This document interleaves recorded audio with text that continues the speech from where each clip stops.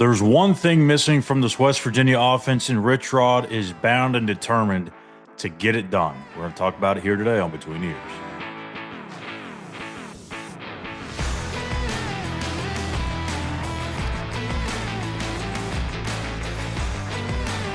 Good morning, everyone. Schuyler Callihan here with another episode of Between the Ears. Make sure you click that like and smash that subscribe button here on our YouTube page at West Virginia on SI. We've got episodes dropping every Sunday, Tuesday, and Wednesday through the end of the football season. We'll get to our schedule in the future here in a bit. Thursday, we'll have the Walk Thru GameDay Show previewing the matchup with Arizona State. And, of course, we'll have the Mountaineer Postgame Show after every football and men's basketball game. So we'll have one on Thursday night after the Backyard Brawl. And before we get into our stuff, like I mentioned, we're getting closer to figuring out what our schedule post regular season is going to be for WU in terms of the football season. So once we get that, I'll make sure to say that on here. Like I said and kind of hinted at a couple of weeks ago, I think we're only going to go maybe once or twice a week, probably twice a week throughout basketball season. And then we'll get into one after basketball. I think there's enough stuff to talk twice a week, especially with basketball. You got football recruiting going on, transfer portal, and then you really have spring ball coming back around. So there's going to be some stuff to hit on at least through the end of basketball, and then we'll get to down to one a week. But let me know if you want to have me on here 3 times a week, then I'll do what the people want. So I'm all game for whatever. But let's just play it by ear and let me know your thoughts. If you want 3 a week, I'll do 3 a week. So, anyways, jumping into today's topic. Last night on Coach Rodriguez's radio show, he talked about the lack of a fullback and that this is something that he's actually trying to get done, and not just into the future either. He's talking about doing it right now. And there's some guys that he has repping from the defensive side of the ball that he mentioned. He didn't, give away the names of those players, but said that there could be some guys that could play two ways, like Curtis Jones. And it's kind of funny, right? Because we did the video a couple of weeks ago on Curtis Jones. We wrote an article on Curtis Jones and him repping at running back, what his role could be. There's some people out there that were kind of like, why are we making a big deal out of this? It's not going to be something to really write home about.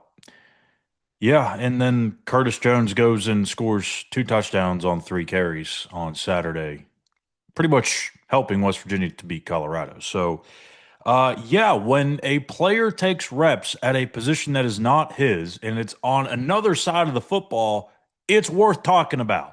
I don't care if it's 2 snaps, 100 snaps, or somewhere in between, it's worth talking about. And when you're specifically talking about a skill position, it's definitely worth talking about. So, in Curtis Jones's case, like it's even more worth talking about because he's played the position before. It's not something he has to completely learn from scratch. So you know that he has the background and all that stuff, and there's a chance that maybe he just finds his way over there every now and then and proved that he's worthy of having that role from here on out. So the fullback situation, I'm interested to see if it does get implemented in these final 2 games. You have some guys repping there, but what's it going to look like? What personnel is it going to be? What formations are you going to be in? What's the plays off of those? Is it always going to be a run? Is it going to be some pass situations?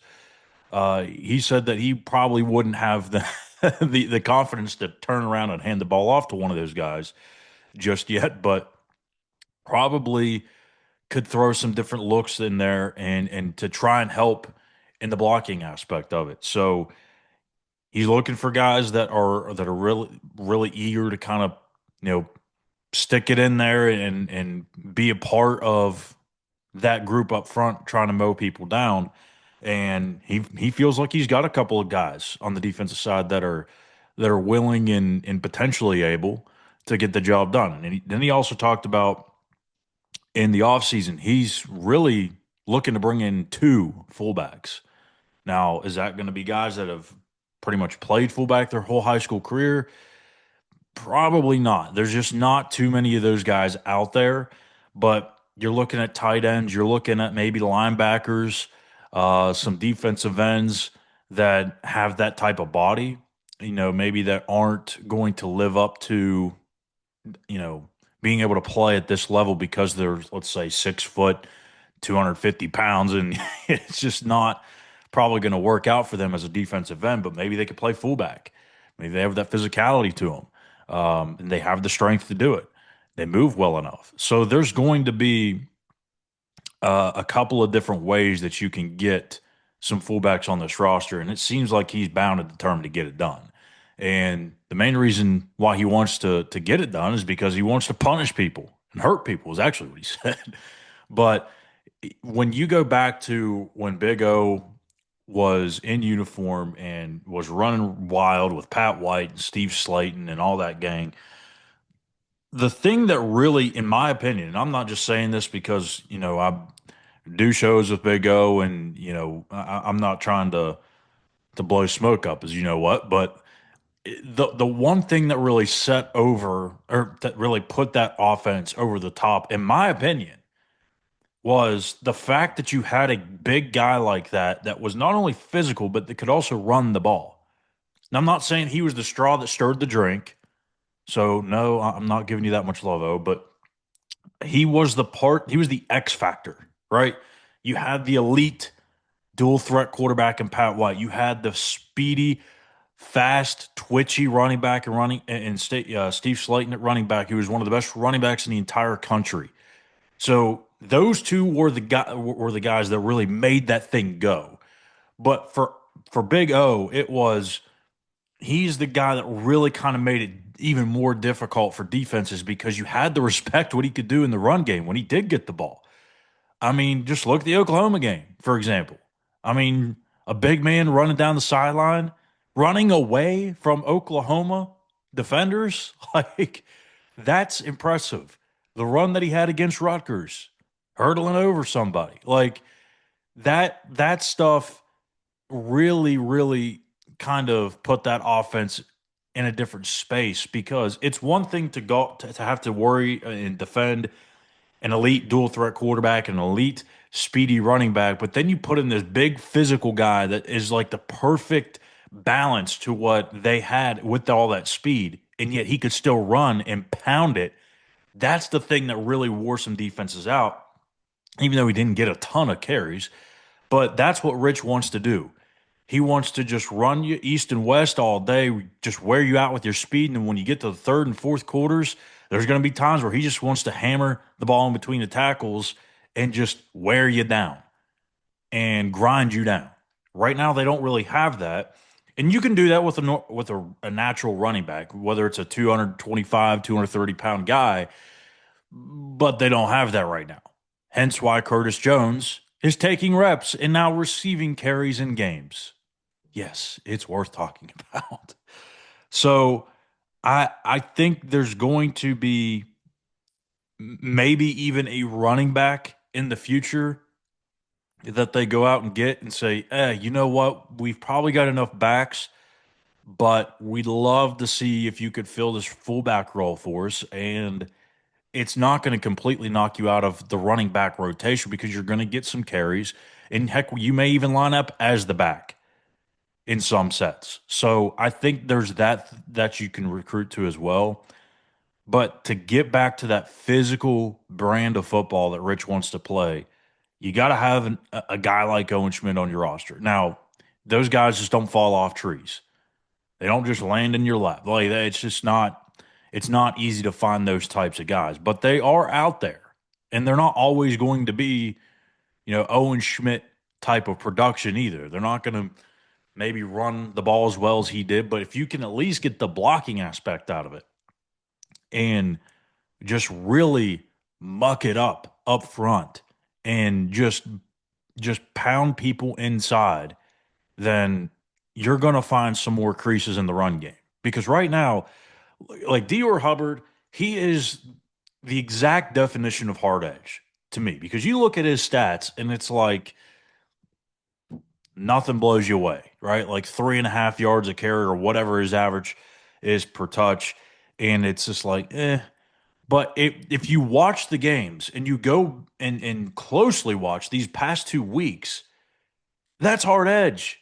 He said it himself. Like, he's played hurt these past 2 games, and he's just stayed in there, grinded out every single blade of grass that he can get. And a lot of those times he's getting met at the line of scrimmage. Specifically last week against Colorado, they're one of the better stuff rate teams in the country, and which is weird to say. We talked about it over on In the Gun, but because they blitz so much, it's either boom or bust for them in the run game. They're either stopping you at or behind the line of scrimmage, or they're giving up a huge 20-yard run. Maybe not 20, but a big run.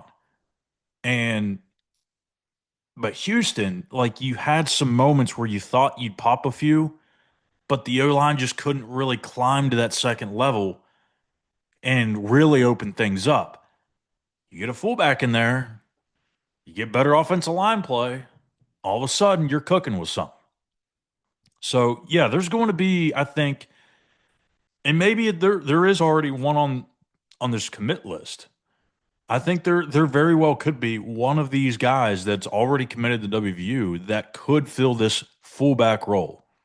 And maybe it's a hybrid thing. Maybe it's a tight end fullback. Maybe it's a running back fullback. I mean, there's different ways to go about it, like I mentioned. And maybe there's a way to get Tyler Jacklich into that role. He's a bigger guy. He's, 6'1", 6'2", 220, 230 pounds, whatever he is.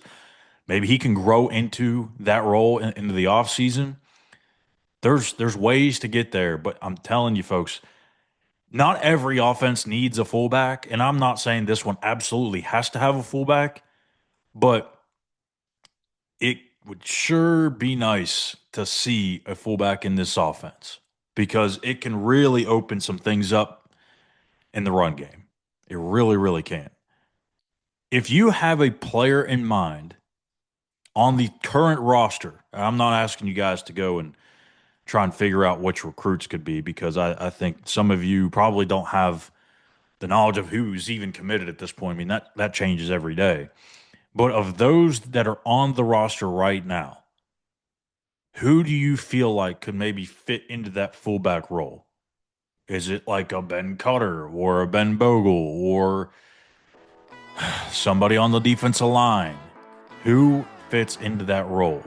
Let me know in the comments section, and I'll chit-chat back and forth with you over the next 24 hours or so. We'll be back tomorrow with another episode of BTE, and maybe talking some basketball at the Backyard Brawl coming up. Not quite sure. We still might do some football instead, but we'll see. And again, Thursday, we'll have the Walk Thru GameDay Show previewing the Sun Devils and the Mountaineers. So click that like and subscribe button here on our YouTube page at West Virginia on SI, and we'll see you back here tomorrow morning. Take care.